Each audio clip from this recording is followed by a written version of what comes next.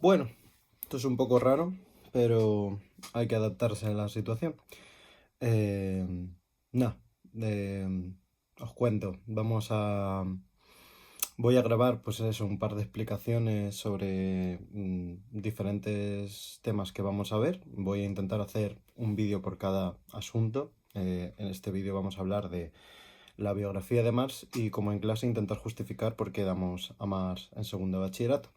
Luego, pues os voy a hacer un vídeo por problema. Es decir, vamos a tener problema del ser humano y problema de la política, que son los problemas que vamos a ver de Marx, ¿vale? Eso como única explicación que necesitáis. La idea es que estos vídeos sean un apoyo. Si no entendéis bien los problemas o queréis ahondar más en ellos o os quedáis mejor con mis explicaciones, que es lo que intento yo en clase, pues aquí los tenéis. Bueno, supongo que os han contado más o menos. Voy a hacer seguimiento solo de segundo bachillerato porque os quiero preparar para la PAU. Me apena mucho no poder estar con vosotros porque ya os lo he dicho muchas veces, sois una generación que me gusta mucho, los dos grupos me gustáis mucho y os echo mucho de menos. Así que la única forma de conexión que puedo mantener es esta por medio de vídeos. La idea es esa, hacer 3 vídeos de Marx, otros 3 vídeos de Nietzsche y después haré un par de vídeos respondiendo a todas las dudas que os surjan que me tenéis que poner en Classroom, ¿vale? Intentad ponerme las dudas de Marx, los apuntes de Marx, así yo lo tengo todo organizado, y las dudas de Nietzsche en Nietzsche, ¿vale? Y así yo como que hago sintetizo todas las preguntas y las dudas que tengáis y hago un vídeo, intentaré que sea breve, de respondiendo todas las cuestiones, ¿vale? Así que nada, vamos a empezar con la biografía de Marx. Voy a intentar que esto no quede muy largo. Y simplemente voy a intentar justificar por qué vemos a Marx, ¿vale? Nada, Marx lo tenéis todos los apuntes. Nace en 1818, muere en 1883, es decir, vive en el siglo XIX. ¿Por qué vemos a Marx?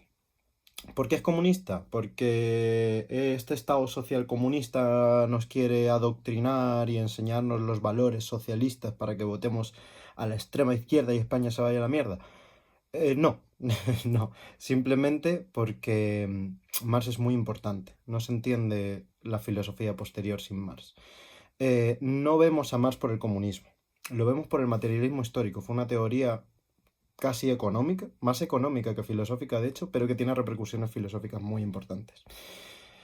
Lo que supone es el fin del esencialismo. El año pasado vimos a Sartre, ¿no? Y veíamos cómo se propone un existencialismo frente al esencialismo. Antes de que llegue antes de que eh, Sartre pueda andar, Marx tiene que gatear. Entonces lo que tiene que hacer es poner fin al esencialismo.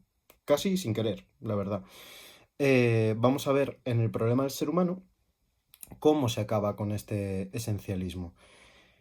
Lo que ocurre es que al poner fin al esencialismo en el ser humano y en la historia ya vamos a ver, en la política, en todos los eventos sociales, lo vamos a ver luego, lo que ocurre es que, claro, esa nueva comprensión del ser humano y de la historia del ser humano no esencialista, entendida en el modelo de Marx, que no es el único posible, hace incompatible la existencia humana con las condiciones económicas capitalistas. Y eso es lo que ocurre. O sea, lo importante no es comunismo y por tanto vemos luego al ser humano en el comunismo, sino al revés. Se empieza a entender al ser humano de una cierta manera concreta que hace imposible la existencia del ser humano dignamente en condiciones capitalistas. Por lo tanto, debe haber un cambio político. Un cambio político hacia el comunismo, que es lo que vamos a ver. Por eso, en Marx vemos dos problemas. Ser humano, cómo cambia esa comprensión del ser humano que, de forma esencialista que hemos visto durante todo el temario, ahora a una posición materialista. ¿Qué significa materialismo? Lo vamos a ver durante los problemas. No es algo así como lo que entendemos hoy en día como alguien al que le gusta comprar muchos iPhones y muchos productos de Apple como yo, y llevar muchas marcas, como la de Godwin. Eh, Sino, en el plano filosófico, eh, una postura que empiece a interpretar la realidad no como una participación de las ideas en plano esencialista, al modo platónico, sino como una cosa que solo se estructura por condicionantes sociales. Es decir, como están ocurriendo estas cosas en el plano social, en el plano económico, ha ocurrido esto en el Estado, la bolsa se ha ido a tomar por culo, la burbuja de la IA, todo lo que queráis. Eh, Esas cosas que son accidentales, que han ocurrido así, pero podrían no haber ocurrido, o podrían ocurrir de otra manera, cosa que choca completamente con el esencialismo, es lo que determina la realidad. Lo que quiero decir sintéticamente es que las cosas... Bueno, vais a ver a mi gato constantemente. Este es el gato diabético del que siempre os hablo en clase. El gato viejo diabético. Saluda. Se llama Miso. Le vais a ver mucho porque es un pesado. Eso, sintéticamente, ¿qué quiero decir? Que las cosas no están determinadas en el plano de vista esencialista como participaciones de ideas, sino que están condicionadas por elementos sociales. Eso es lo importante. ¿Y qué ocurre? Que los elementos sociales han ocurrido así, las condiciones económicas, las condiciones sociales ocurren así, pero podrían haber ocurrido de otra manera. Y se pueden cambiar. Eso es lo que cambia. El esencialismo no se puede cambiar. Esto, pues, en el plano del ser humano se ve de forma muy importante. El alma que determina al ser humano en Platón no cambia. Yo nazco con un alma concupiscible y me muero con un alma concupiscible. En cambio, en Marx, un obrero, por desgracia, ha nacido obrero en el siglo XIX, está destinado a una vida de mierda, pero no tiene por qué ser así. Eso se puede cambiar. ¿Por medio de qué? Por medio de una revolución, dirá Marx. Hay otros teóricos de izquierdas, comunistas también, que ven esto de formas distintas. No es la única manera, pero es el primero que propone algo así. Esto se entiende muy bien, creo, con Simone de Beauvoir, que lo vimos el año pasado. Neiza nos puede hablar seguramente más de ella. Vimos el año pasado a Sartre y os dije que era el marido de Simone de Beauvoir. Y Simone de Beauvoir tiene una frase muy buena que es esta de mujer se hace, no se nace. Como cuando en mi época se decía que choni se hace, no se nace. Em, ¿Qué quiere decir eso? Que una mujer no es una mujer.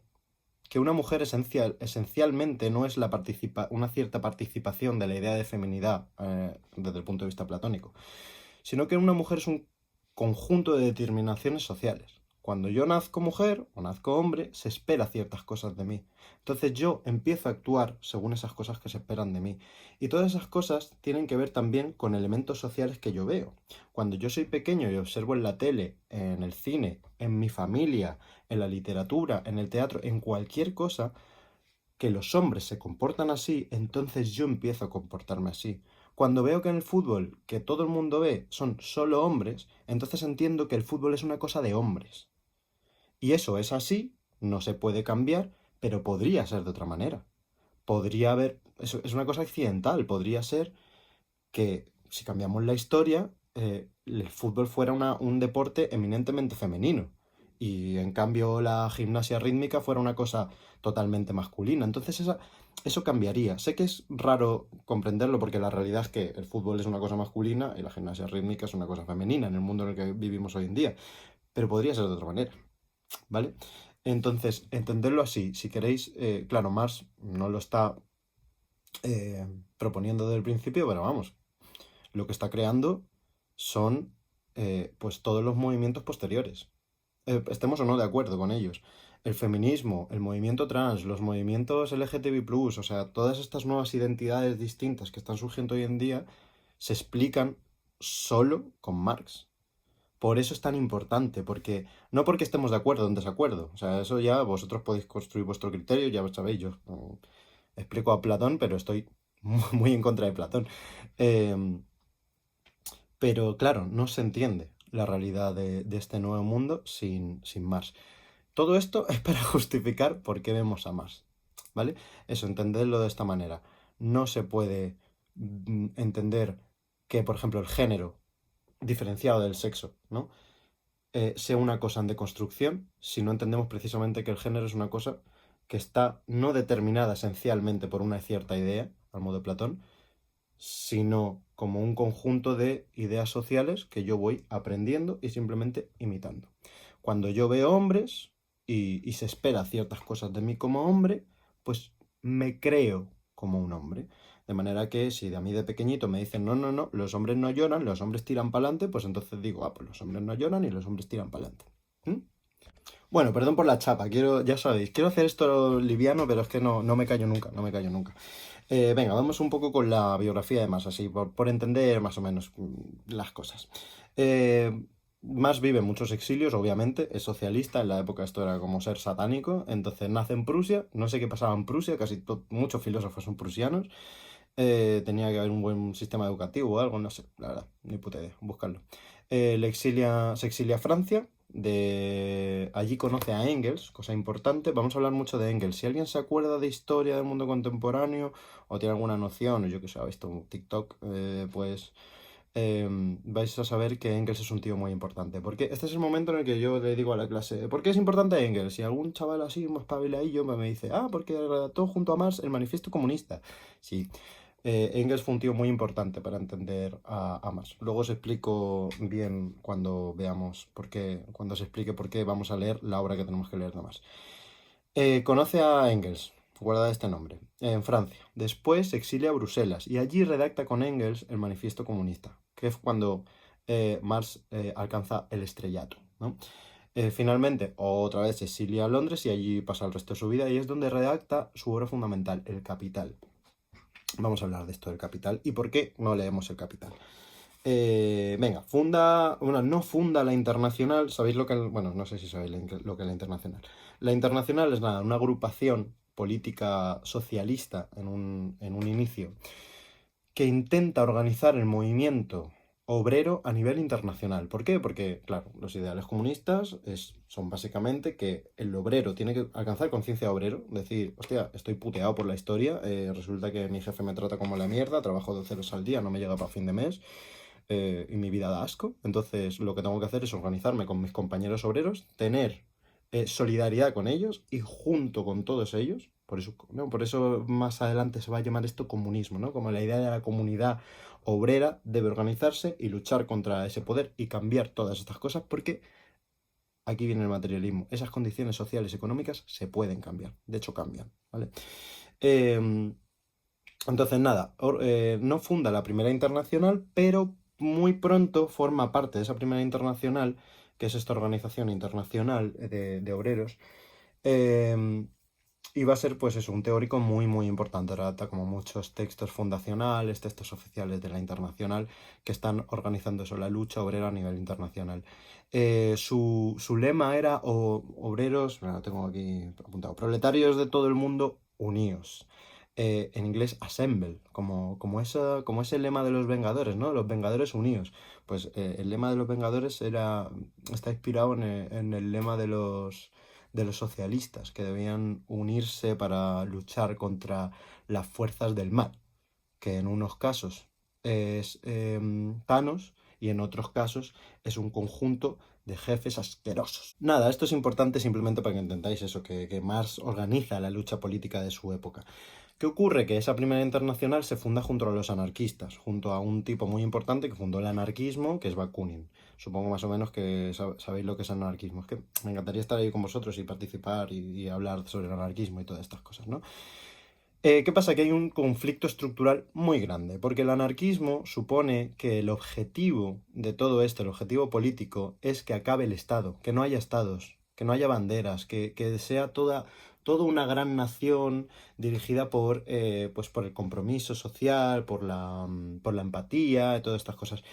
De fondo es un poco optimista en plan Rousseau. O sea, supone que el ser humano es bueno por naturaleza y que por tanto, pues sin estados, sin banderas, sin fronteras, pues viviríamos todos muy bien. Porque yo qué sé, yo cultivaría lechugas, tú tomates, nos los intercambiaríamos, tal. El otro hace Nissan Qashqai, entonces yo le cambio 100 lechugas por un Nissan Qashqai y así.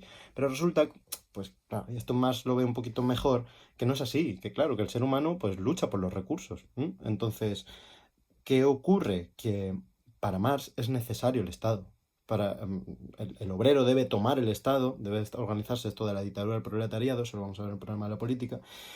Y entonces, claro, la lucha está aquí. ¿Hace falta Estado o no hace falta Estado? Para Marx hace falta Estado. Entonces, aunque en un principio los dos tienen los mismos intereses, que es luchar contra los burgueses, y acabar con el estado de servidumbre de los obreros, pues pronto, como el objetivo final es distinto, hay tensiones políticas muy grandes y finalmente se va a la mierda esto de la internacional. Importante, hay 4 internacionales. La segunda se organizó por... o sea, la primera se va a la mierda, la segunda también se va a la mierda, que está organizada por Engels. La tercera lo organiza Lenin ya en Rusia, que es cuando ya propiamente se usa el nombre comunista, porque al principio no se usaba el nombre comunista, se usaba el nombre socialista. También se va a la mierda. Y luego la cuarta lo organiza Trotsky para intentar luchar contra Stalin, porque Stalin la estaba liando en Rusia. ¿Qué ocurrió con Trotsky? Pues que lo mataron, no lo mató Stalin. Entonces también. Todas fueron un fracaso, absolutamente todas. Bueno, eso, simplemente un poco de contexto histórico que entendáis las cosas que salen en la biografía de Marx. Ahora, aunque todo esto es un fracaso, Marx es Marx y todas las internacionales y todo lo que organizó Marx es fundamental pues para entender eso, pues toda la ideología, la forma de nueva de comprender el mundo del 19 para adelante y sobre todo para entender todas las luchas sociales que hay en esta época, que no son pocas. Por ejemplo, la Comuna de París, si alguien tiene interés que lo busque, fue fundamental y muy importante, pues eso, para luego conseguir derechos fundamentales como la jornada laboral de 8 horas y, bueno, hasta día de hoy, ¿no? Hasta día de hoy los trabajadores están organizados en sindicatos o así y luchan por derechos. Y todo esto, estemos o no de acuerdo con ello, lo organiza Marx. Entonces no se entiende la lucha obrera, no se entiende la mejora de las condiciones sociales de los trabajadores y las mejoras económicas sin la influencia de Marx. Eh, Sabéis que yo nunca me mojo en política, no os digo cuál es mi ideología concreta, pero suelto una cosa que me parece interesante pensarla, estamos o no de acuerdo. Hay un filósofo al que odio profundamente, español, eh, Fernando Savater, bueno, que es el autor de Ética Amador. Os he hablado muchas veces de este señor. Ética Amador es pues como pues una ética para su hijo, que se llama Amador, y es como hace referencia a Ética Nicómaco, ¿no? Que Aristóteles le dirige a su hijo. Y nada, ahí dice un conjunto de cosas. Es un libro que suelen mandaros de adolescente, yo no lo recomiendo, es malísimo. Eh, pero bueno, este señor, en una obra, no recuerdo ni qué obra, o no sé si lo dijo en otro lado, habló de la izquierda y bueno, del marxismo, del socialismo, del comunismo, y dijo algo así como que esto estaba muy bien porque podemos comparar el socialismo, la lucha obrera, como un paracetamol, ¿no? Cuando hay un sistema completo, por ejemplo, este sistema humano está un poco lisiado, ¿no? Entonces, tiene aquí una herida bastante jodida, está un poco hecho mierda, entonces, ¿qué ocurre? Que cuando está un poco hecho mierda el sistema, me tomo un paracetamol porque es lo que calma las cosas en este cuerpo, para que funcione más o menos bien. El socialismo sería eso, según Fernando Savater. O sea, es una cosa que tiene que estar porque es una pastillita que de vez en cuando, como cuando el capitalismo se le va la flapa y empieza a decir, ah, pues venga, vamos a trabajar más y vamos a producir más y vamos a cagarnos el planeta porque da igual si en 100 años este mundo es inhabitable, porque necesitamos más iPhones y más modelos de MacBook Pro y más Nissan Qashqai, no sé por qué me ha dado por Nissan Qashqai, pero bueno, que... cuando el capitalismo se vuelve loco, pues hace falta una pastillita de socialismo para que las cosas se calmen y todo vuelva a la normalidad. Pero, dice Fernando Savater, no es posible establecer como sistema general de mi cuerpo un paracetamol, porque es una pastillita. Si ponemos como sistema fundamental una pastillita, las cosas no funcionan. Porque el sistema es una cosa y la pastillita es otra. Entonces, bueno, lo dejo ahí para reflexión personal, para que pensemos esta dicotomía entre el mundo actual, liberal, capitalista, como queramos verlo, y las fuerzas socialistas, pues tanto hoy en día como hace 2 siglos. Última cosa que digo de Marx y su importancia. Eh, Paul Ricoeur, que es un filósofo importante del que no os voy a hablar, y Michel Foucault, sobre todo, este es más importante. Quizá Neisa nos pueda hablar más de Foucault porque estuve hablando con él y ha estudiado mucho Foucault. Yo he estudiado lo fundamental, pero no soy ningún especialista. Si tenéis dudas, le preguntáis. Es un tío calvo muy gracioso. Si descubro cómo poner imágenes, a lo mejor la pongo por aquí. Eh, bueno, estos 2 filósofos consideran que no se entiende la filosofía del siglo XIX sin los 3 filósofos de la sospecha. Los 3 filósofos de la sospecha son Freud, el psicoanalista, Marx y Nietzsche. Nosotros vamos a ver a Marx y a Nietzsche porque son propiamente filósofos. Yo considero, bueno, en general se considera que Marx es más economista, pero es que tiene como teorías tan filosóficas que lo vemos en filosofía, lo vemos como filósofo. Y nosotros eso, vemos a los dos propiamente filósofos, porque Freud, aunque tiene implicaciones filosóficas muy importantes, tiene más que ver con el terreno de la psicología y luego más tarde en el terreno del arte. El arte del siglo XX, todas las desconstrucciones y los movimientos... los movimientos vanguardistas, que no me salía la palabra.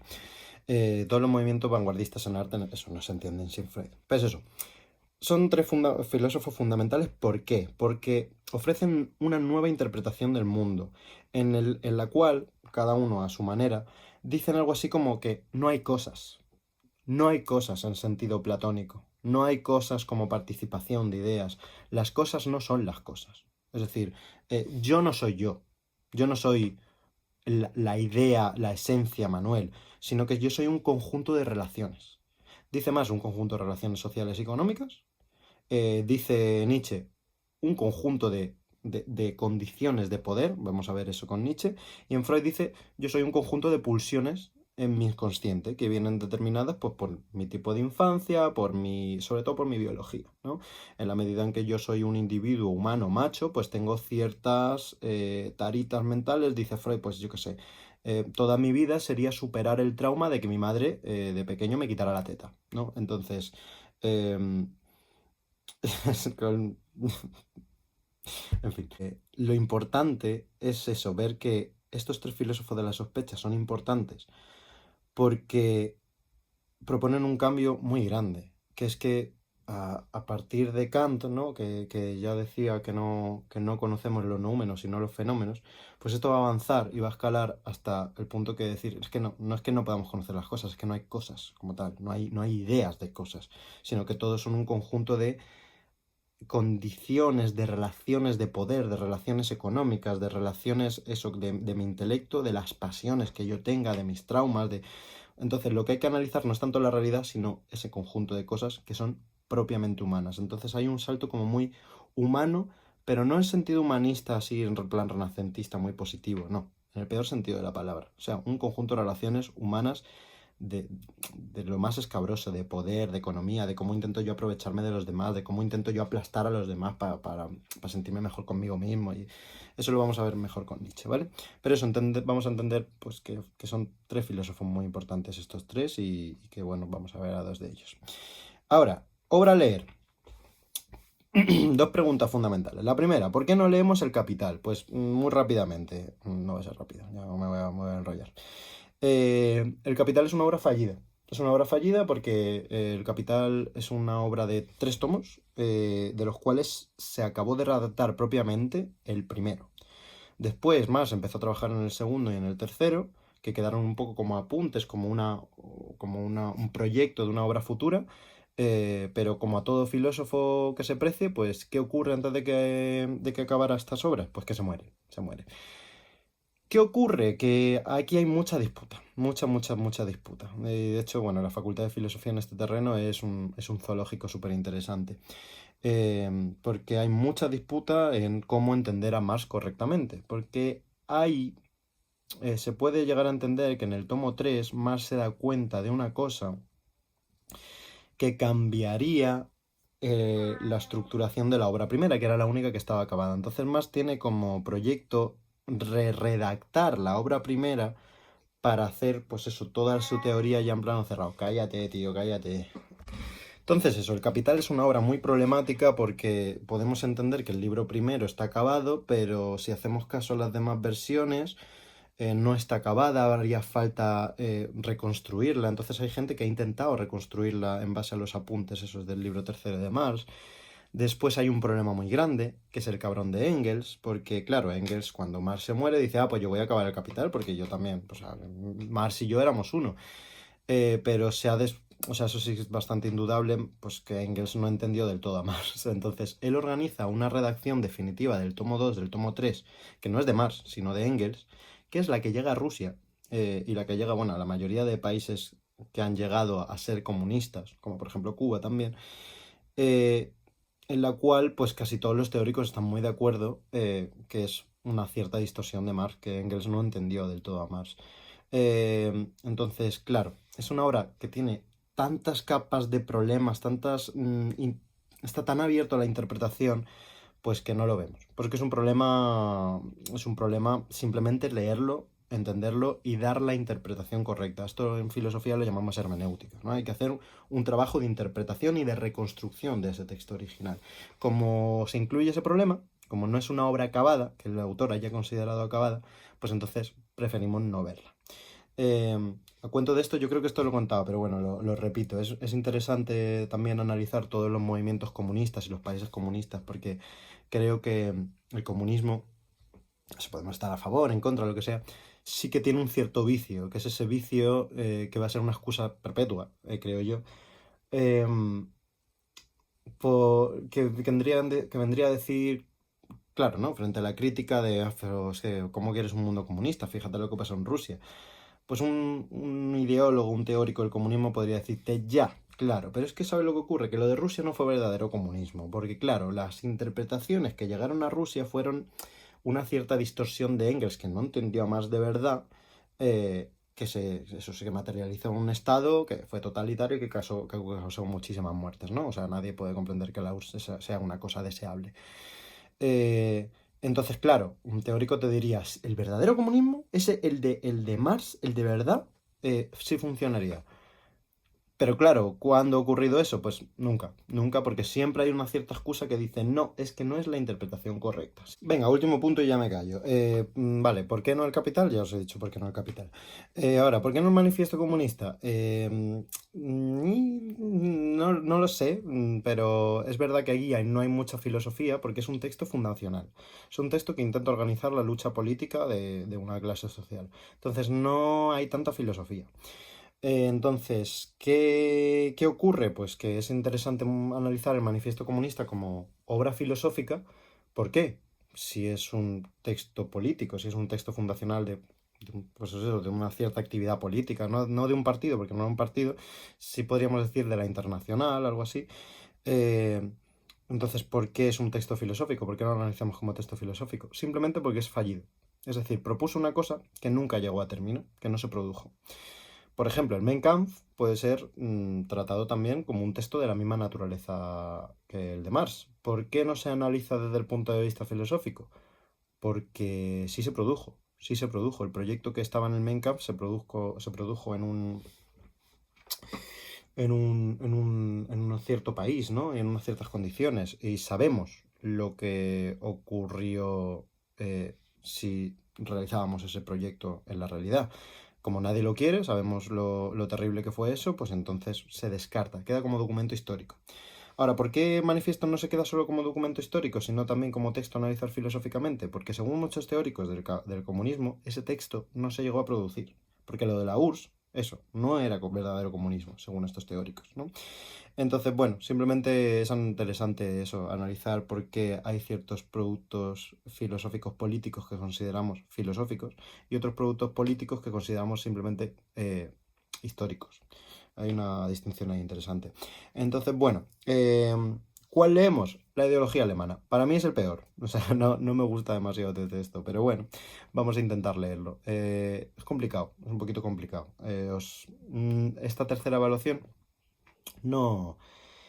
Esta tercera evaluación no vamos a hacer los formularios de lectura porque no nos cuentan para nada para la nota, pero eso, sí que os invito a intentar leerlo porque son complicaditos. Marx y Nietzsche sobre todo son complicaditos, entonces prefiero que los leáis y que me vayáis preguntando.